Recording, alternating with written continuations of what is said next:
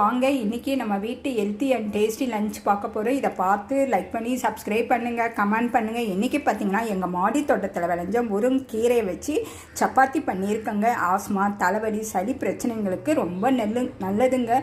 அது தவிர சக்தி தருங்க. இங்கே நான் பொட்டேட்டோங்க. இங்கே பார்த்தீங்கன்னா பீர்க்கங்காய் துவையல் பண்ணியிருக்கேன். மலச்சிக்கல் இருங்களுக்கு ரொம்ப நல்லதுங்க. இங்கே பார்த்தீங்கன்னா லெமன் ரசங்க.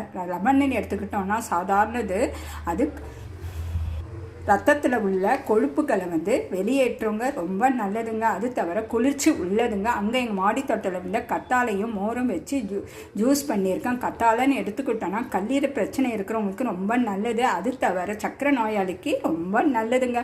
அங்கே பார்த்திங்கன்னா கொண்டைக்கல்லுங்க, செரிமான பிரச்சனைக்கு ரொம்ப நல்லது.